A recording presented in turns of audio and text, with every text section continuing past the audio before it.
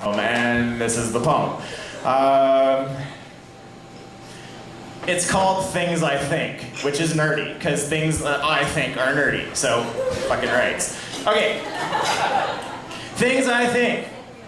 The universe is very big. I'm in a cafe. I think poetry is the sound of a broken heart masturbating. And the best stuff you've ever come up with was probably blown like an early load on some Facebook status update, and I think you should probably stop doing that.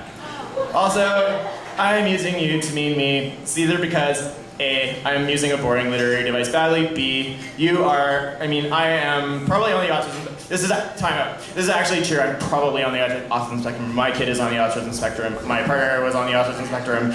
Anyway,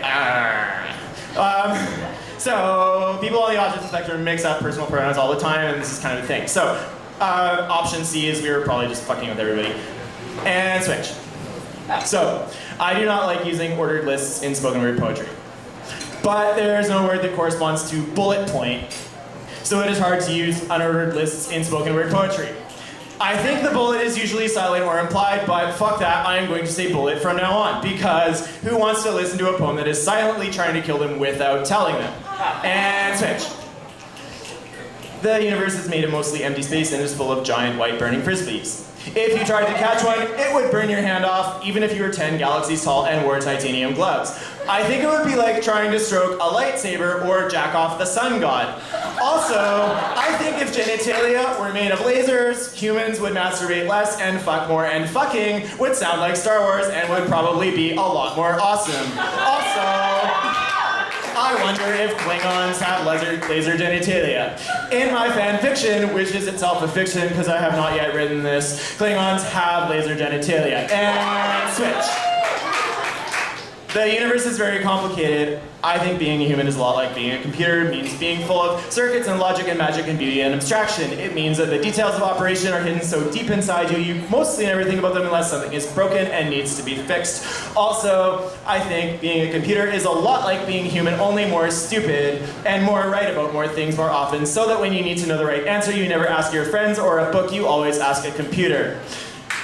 Some people say computers are only good at finding answers and it takes people to come up with questions, but this is a lie because computers talk to one another through servers, and servers have protocols, which are kind of like manners, and protocols have requests and responses, and that is a lot like knock knock. 10.8.74.63.419. Please enter your password. Server timeout. Okay, so it is false that computers don't know how to ask questions, and switch. So here's an unordered list of things I think. Bullet.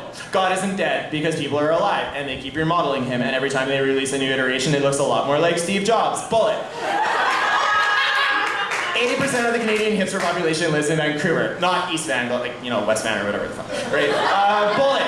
The universe is unstable. Bullet. The Northern Gateway Pipeline won't bring enough revenue per capita per year to buy every Indigenous person in Canada a case of cheap beer once a year. We'll also buy every settler a nice bottle of wine. Bullet. The universe is imbalanced. Bullet. When people are shooting at you, it is stupid to run because gunfire travels faster, and that is why every movie you have ever seen is wrong. And switch.